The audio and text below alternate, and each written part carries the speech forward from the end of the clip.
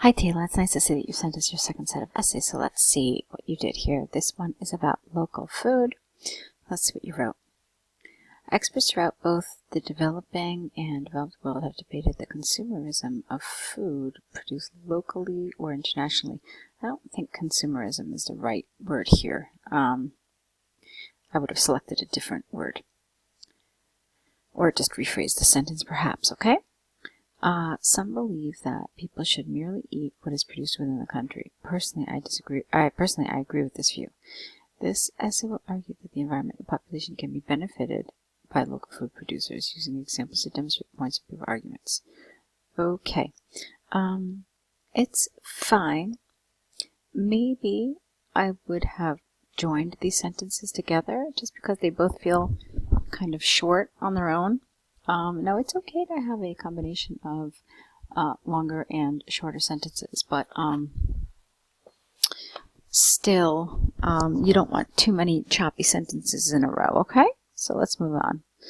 On the one hand, there is ample evidence of the environmental impact. No. On the one hand, there is ample evidence of the environmental impact, singular, when importing food from overseas. The central reason behind this is twofold. First, huge amounts of fossil fuels have to be burned to transport food globally. Secondly, the export country can suffer from deforestation to supply food to other countries. For example, recent empirical research by the Brazilian government demonstrated that 60% of the world's exported soybeans go to China, and much of this production comes from Brazil. As a result, the environmental concerns were raised about the amount of rainforest being converted to agricultural land. Therefore, it is conclusively clear that if people produce and eat local food, the country will not impact the environment. Okay, you have to be careful here, because what you've essentially done is you've kind of talked about the benefit of local food to the environment by talking about what's wrong with eating imported food. It's not entirely the wrong way to do this, but still I would have liked more focus on local food and its effect on the environment. So rather than talking about why imported food is bad, it would have been better to talk about why local food is good for the environment. It's just really shifting your perspective a little bit, okay? Because you run into a risk doing what you've done here. Okay, other than that, it's lovely. It's very good. There's one other thing that I'm concerned about, but I want to get to the end of your essay and then we can talk about it, okay? On the other hand, although there is a possibility to have more options available for consumers to eat, and even several countries are favored by imports of foods that they cannot grow because of climatic or soil conditions, the impact of food quality cannot be overstated. That's not correct here, the impact of food quality. The impact of local food on food quality, or the impact of growing locally on food quality, cannot be overstated, okay? That would be more accurate. This is largely because of the nutritional content local foods provide over international food. Locally grown foods are nutritious because they are free of preservatives. For instance, an extensive study by Oxford University showed that over 90% of overseas food was harvested when it was still raw. You don't mean raw, when it was still unripe, perhaps? Because obviously it's going to be raw because nobody's cooked it yet. So that's not the word you mean here, okay? And then matured with the help of chemicals. Yes, you mean unripe. Okay. Thus, it is possible to state beyond doubt that regular consumption of such food items will lead to health problems in people. Okay, so here, this is definitely off topic because they haven't asked you to talk about the health implications of imported or local food. That's not at all what you should be discussing here. You're supposed to be discussing local food, and if we ate only local food, okay, what would happen? Would it be beneficial to the environment and to the economy if we ate only local food?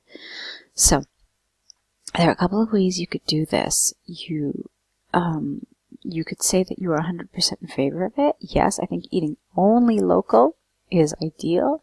And then you could spend a paragraph talking about why it's good for the environment. You could spend a paragraph talking about why it's good for the economy. Some other people have said that while, yes, it is important for the environment and economy to eat local food, all right, and then they discuss both those benefits in one paragraph. They say that eating only local food and restricting the availability of food to only those grown locally is devastating both to the environment and to the economy. And then they talk about that, okay, because this is really the key word here in this essay. It's this idea of only local food. So I don't know where you're from, but think about that, what that means for many regions of the world where there's not a lot of arable land.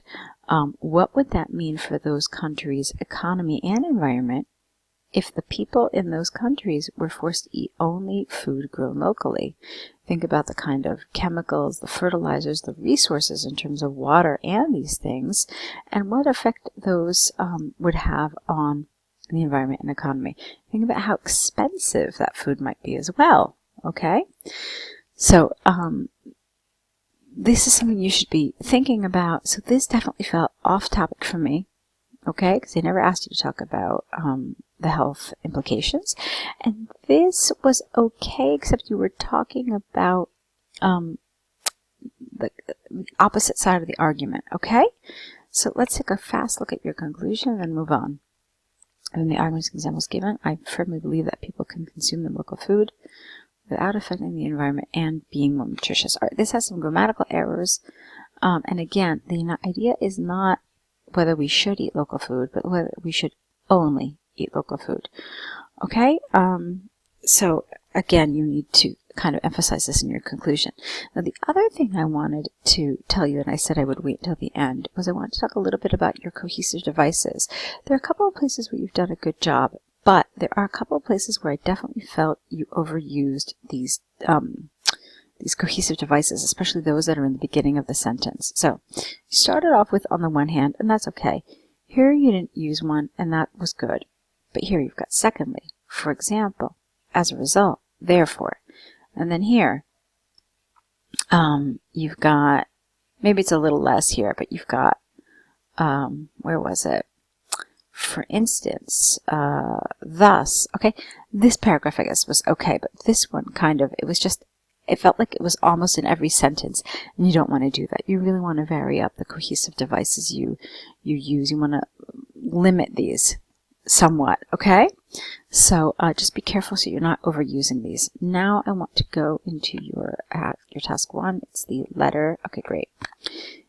Dear Sir or Madam, I'm ready to apologize and explain my absence at the final exam last week. My name is Tayla Silva, and I'm studying international trade course, holding student number this. On May 26th, I woke up very ill with fever and stomach pain, so my husband took me to the hospital. I was held in the emergency for observation. Fortunately, during the day, the pain increased, and the doctors realized that I had a kidney stone and needed surgery. I stayed in the hospital that day after surgery, and the next day I came back home. My apologies for not informing the administration office, but it was an emergency, and I completely forgot to send the evidence after that. Please find enclosed the medical certificate and x-ray showing the kidney stone before it is removed. I would like to know if it is possible to do the test next week. I need the final result to pass to the next term. Once again, I apologize for any inconvenience. I look forward to hearing from you. Yours faithfully. Okay.